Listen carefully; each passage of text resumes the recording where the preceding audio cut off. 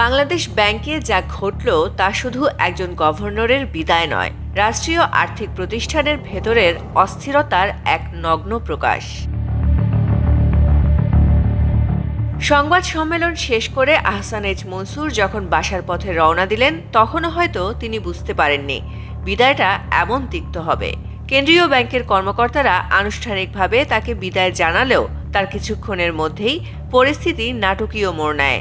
গভর্নরের উপদেষ্টা আহসানুল্লাহকে ঘিরে মব তৈরি হয়, ধর ধর স্লোগান ওঠে, এমনকি শারীরিকভাবে হেনস্থার চেষ্টাও হয়। অতিরিক্ত পরিচালক তৌহিদুল ইসলামের নেতৃত্বে তাকে গাড়িতে তুলে দেয়া হয়।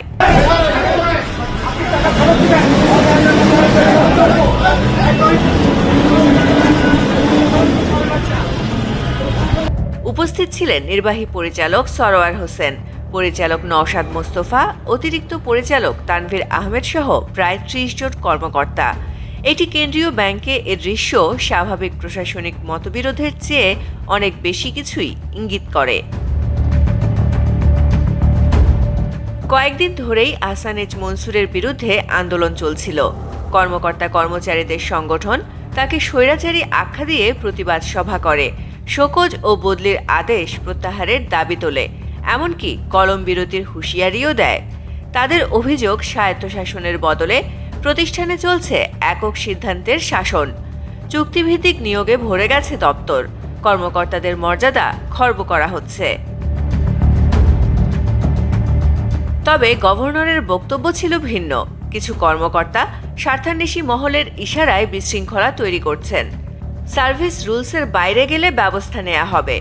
প্রশ্ন হলো, স্বায়ত্তশাসনের দাবি আর শৃঙ্খলার যুক্তির মাঝখানে কে সত্যের কাছাকাছি? এ পরিস্থিতির মধ্যেই সরকার তার নিয়োগ বাতিল করে। নতুন গভর্নর হিসেবে দায়িত্ব পান ব্যবসায়ী ও হিসাববিদ মোহাম্মদ মোস্তাকুর রহমান। দেশের ইতিহাসে প্রথমবারের মতো একজন ব্যবসায়ী এই পদে। আন্তর্জাতিক মুদ্রা তহবিল ঘনিষ্ঠ অভিজ্ঞ অর্থনীতিবিদকে সরিয়ে পোশাক শিল্প উদ্যোক্তাকে বসানো এই সিদ্ধান্ত নিছক প্রশাসনিক নাকি নীতিগত দিকবদলের সংকেত, সে প্রশ্ন উঠছেই। সংশ্লিষ্টরা বলছেন, কর্পোরেট ফাইন্যান্স ও শিল্প নেতৃত্বে তার দীর্ঘ অভিজ্ঞতাই তাকে এই দায়িত্বে এনেছে। সমালোচকেরা বলছেন, কেন্দ্রীয় ব্যাংকই তবে বাজারের হাতে আরও বেশি করে সঁপে দেওয়া হলো। এ নিয়ে সাবেক অর্থ উপদেষ্টা সালেউদ্দিন আহমেদ মন্তব্য করেছেন, গভর্নর পদটি অত্যন্ত সংবেদনশীল। হঠাৎ পরিবর্তনে ভালো বার্তা যায় না। তার মতে, নীতি পছন্দ না হলে সরকার পরিবর্তন আনতেই পারে, কিন্তু সে পরিবর্তনের ধরন ও সময়েই মূল প্রশ্ন। অন্যদিকে অর্থমন্ত্রী আমির খসরু মাহমুদ চৌধুরী একে নতুন সরকারের স্বাভাবিক প্রক্রিয়া বলে ব্যাখ্যা করেছেন। নতুন অগ্রাধিকার, নতুন চিন্তাভাবনা, তাই প্রয়োজনীয় বদল।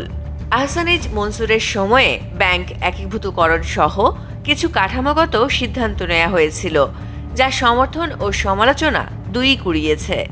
সেই ধারার মাঝপথে এভাবে বিদায় এবং তার আগে পরে যে উত্তেজনাপূর্ণ দৃশ্যপট তৈরি হলো, তা আর্থিক খাতের জন্য কতটা শুভ, সে প্রশ্ন থেকেই যায়। MCTV, US.